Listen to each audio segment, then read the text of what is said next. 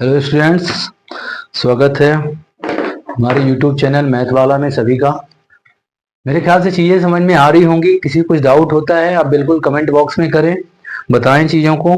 ठीक है, एक इम्पॉर्टेंट चीज़ मैं और आप लोगों को बता देता हूँ कि इस मिक्स क्वेश्चन के बाद जितने अपने बेसिक वाले थे लगभग लगभग हमने क्लियर किए हैं।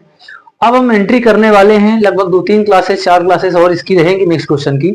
अब एंट्री करने वाले हैं हमारे मैथमेटिक्स के बहुत ही इंपॉर्टेंट टॉपिक परसेंटेज, जो कि मोस्ट जड़ है पूरे मैथमेटिक्स का, चाहे वो आपका बेसिक हो एडवांस हो।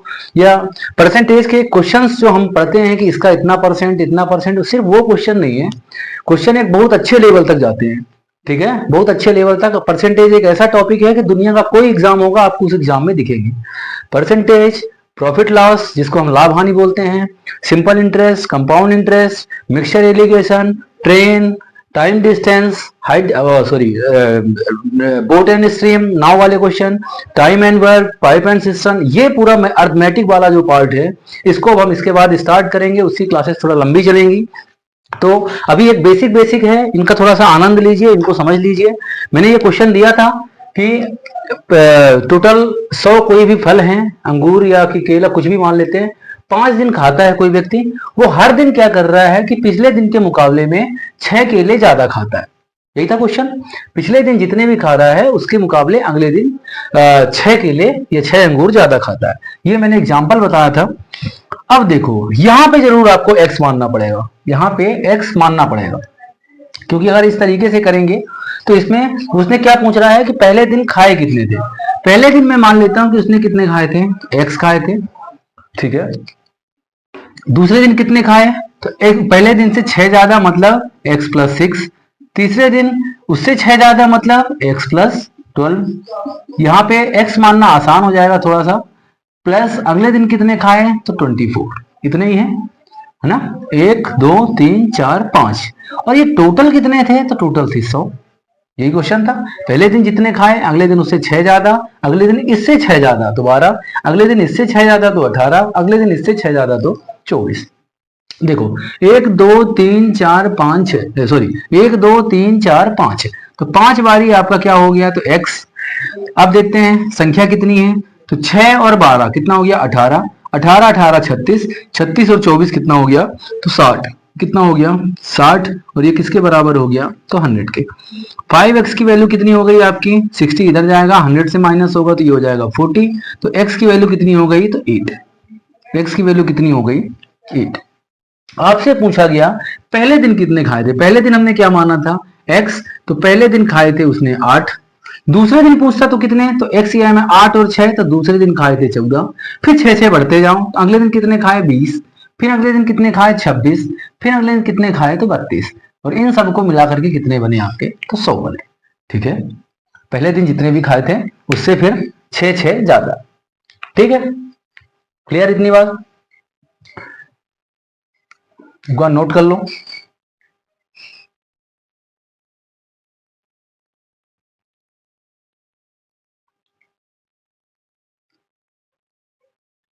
यहाँ पे हमने ऐसा क्यों किया है कि x माना है, क्योंकि कोई क्लू नहीं था बीच में कि रिमेनिंग कितने। अगर रिमेनिंग बोलता कि अंतिम दिन उतने इतने खाए तो हम मान लेते कोई भी वैल्यू फिर, लेकिन यहाँ पे इसने डायरेक्ट क्या बोला है कि बस 6 ज्यादा खाए और टोटल 100 थे।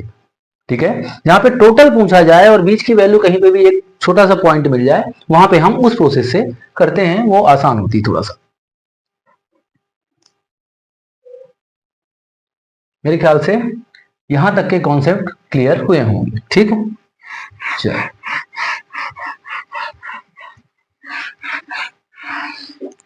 चलिए एक ऑप्शन वाला क्वेश्चन दे देता हूं मैं।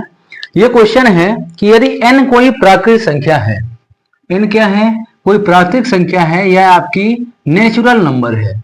अब आप अगर बोलोगे संख्याएं, तो आप पिछली क्लासेस में जाके देख लो, संख्याओं का वर्गीकरण एक टॉपिक था, उसके अंदर पूरा बताया गया था कि प्राकृतिक संख्या कौन सी होती हैं, होल नंबर मतलब पूर्ण संख्या कौन सी होती हैं, पूर्णांक क्या होते हैं, नेगेटिव इंटीजर क्या होते हैं, सारी चीजें जितना भी कॉन्सेप्ट इसका है उसमें बताया गया था। तो प्राकृतिक संख्या होती है आपकी, रिमाइंडर करा दूं मैं, जो अस्तित्व में है उसको हम जीरो को प्राकृत संख्या नहीं मानते हैं। जिससे किसी संख्या को गुणा करने के बाद जीरो ना हो उसको हम प्राकृत संख्या एक तरीके से बोल सकते हैं। जैसे एक से स्टार्ट होती है, 1 2 3, ये सब क्या होती है, अनंत तक प्राकृत संख्या है।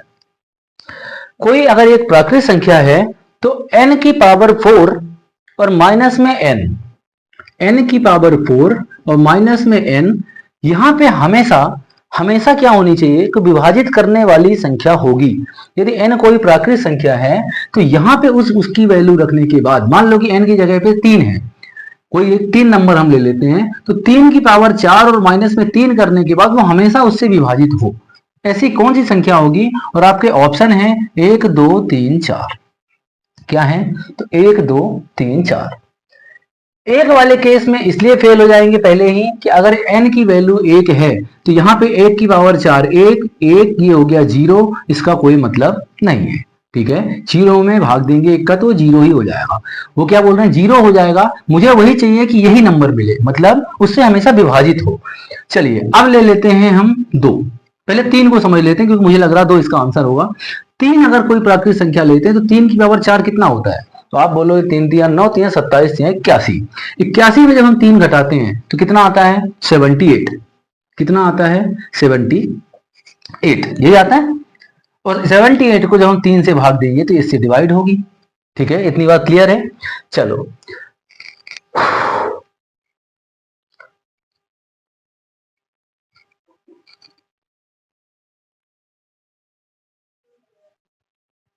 जब क्वेश्चन थोड़ा सा अलग था, क्वेश्चन ये था कि इससे विभाजित ना हो, वो क्या हो, उससे जो क्वेश्चन ये बोल रहा है कि n कोई प्राकृत संख्या है तो n की पावर 4 माइनस n को विभाजित करने वाली इसमें से कौन सी संख्या होगी जो इसकी वैल्यू कुछ भी रख दी जाए, n की जगह पे कुछ भी रख दिया जाए वो इनसे विभाजित हो जाए। क्वेश्चन ये था।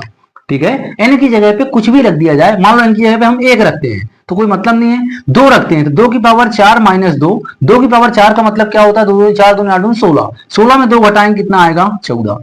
n की जगह पे 3 रखते हैं तो कितना आया था, अभी हमने देखा था 78। n की जगह पे 4 रखते हैं तो 4 चौके 16 चौके 64, 64 चौके 256, और 256 में हम जब 4 से डिवाइड करेंगे तो कितना आएगा, 252। ऐसे ही अगर हम n की जगह पे 5 रखते हैं तो 5 25, 25 पंचे 125। ठीक है, ये देख लेते हैं, 5 की पावर में 4 माइनस में 5, तो यहाँ 5 25 125 625, 625 में जब हम 5 घटाएंगे तो क्या बचना चाहिए, 620। क्वेश्चन आपका ये बोल रहा है कि n की जगह पे कोई भी नेचुरल नंबर आप रख दो, कोई भी संख्या रख दोगे, इसमें से ऐसी कौन सी संख्या है जो हमेशा इसको डिवाइड करेगी, हमेशा इसको डिवाइड करेगी। मुझे आप बताओ, अगर हम 3 लेते तो क्या 620 3 से कटता है, नहीं कटता। विभाज्यता का नियम एक टॉपिक हुआ था, रूल्स ऑफ डिविजिबिलिटी, उस टॉपिक के अंदर मैंने बताया था कि ये 3 से कौन सी संख्याएं कटती हैं, कि सम ऑफ ऑल डिजिट्स, जितने भी उसके अंक हैं, अंकों का योग अगर 3 से डिवाइड होता है, यहाँ पे 6 और 2 कितना हो रहा है, 8, ये 3 से नहीं कटेगी, ये 3 से नहीं कटेगी, 14 भी आपकी 3 से नहीं कटेगी। ठीक है, तो यहाँ पे 3 तो फेल हो गया। 4 देख लेते हैं, 4 के केस में क्या था, लास्ट के 2 अंक 4 से कटना चाहिए। ठीक है, ये कट रहा है कोई दिक्कत नहीं, ये भी कट रहा है कोई दिक्कत नहीं। 78 कट रहा है क्या, 4 से नहीं कट रहा, 78 भी नहीं कट रहा और 14 भी नहीं कट रहा, तो ये भी रिजेक्ट है। ठीक है, यहाँ पे आपका 2 देख लो आप, 1 को हम नहीं मानते हैं, 1 से तो दुनिया कोई भी नंबर कट जाएगी। 2 देख लो आप, तो 2 से यहाँ पे कितना हो गया, 1 शायद ऑप्शन में भी नहीं होगा, मैंने लिया था 3 2 6 और 5 था, तो इसकी जगह पे कितना था, तो 5 था। ठीक है, 1 को नहीं ले सकते ऑप्शन में, नहीं तो 1 तो हर जगह वैलिड है। 2 देख लो आप, यहाँ पे भी 2 काटेगा, यहाँ पे भी, यहाँ पे भी, यहाँ पे भी, अगली नंबर ले लेंगे 6, जो भी आएगा इकाई अंक उसका आपका हमेशा सम संख्या ही आएगी और वो हमेशा 2 से डिवाइड करेगी। तो ये क्या हो गया, इसका आंसर 2। क्वेश्चन फिर से मैं समझा देता हूं। क्वेश्चन इसका ये था कि अगर n कोई प्राकृत संख्या है, कोई भी नेचुरल नंबर है, तो इसमें उसकी वैल्यू रखने के बाद इनमें से ऐसी कौन सी संख्या है जो उसको हमेशा डिवाइड करेगी। तो इस केस में हमेशा क्या आ रहा है आपका निकल के 2। ठीक है, तो अभी तक की क्लास यहीं तक। एक अच्छा क्वेश्चन मैं आपको दे रहा हूं, इसको आप जरूर करेंगे आगे। एक ऐसा क्वेश्चन एक मैंने कराया है। क्वेश्चन ये है कि एक भिन्न का हर उसके अंश से 3 अधिक है। ठीक है, उसका जो हर है और अंश है, मान लो x y है, x अपॉन y है, तो जो उसका हर है वो अंश से कितना ज्यादा है, 3 ज्यादा है। और उसके बाद बोल रहा है यदि उसके अंश में 7 जोड़ दिया जाए, अंश में कितना जोड़ दिया जाए, 7, और हर में 2 घटा दिया जाए, हर में 2 घटा दिया जाए तो परिणामी कितना निकल के आता है, तो 2। वो भिन्न कौन सा है, x अपान वाई की वैल्यू क्या है, ये क्वेश्चन आपके लिए पेंडिंग रहेगा। ठीक है, अगली क्लास में मिलेंगे। इसकी कुछ क्लासेस करने के बाद जिसको समझ में नहीं आता है, आप थोड़ा सा 3-4 दिन की क्लासेस और करिए इसकी। अगर चीजें समझ में नहीं आ रही हैं तो कमेंट्स में बताएं बिल्कुल। ठीक है, चैनल को लाइक करें, सब्सक्राइब करें। ठीक है, और हाँ, एक मोस्ट इंपॉर्टेंट चीज जो मैंने स्टार्टिंग में बताई है, परसेंटेज की क्लास जब से स्टार्ट होगी, प्रतिशत जिसको बोलते हैं, वहां से कोई भी एक क्लास मिस नहीं करना। वो बहुत वही है मैथ्स का आधार। जो हम अभी कर रहे हैं क्वेश्चन, ये उसके लिए कर रहे हैं कि वहां की चीजें आराम से समझ में आए। जो एग्जाम पॉइंट ऑफ व्यू से है वही जो हमने बताया है, percentage, profit loss, SI, CI, mixture allegation, और जितने भी आपके टॉपिक होते हैं, time and work, time and distance, train, boat and stream, time and work, और आपका पाइप एंड सिस्टम, जितने भी ये वाले टॉपिक हैं सबके अंदर कैलकुलेशन की जरूरत पड़ेगी। ये हम पार्ट पूरे कर रहे थे कैलकुलेशन के लिए। ठीक है, चलिए, ऑल द बेस्ट।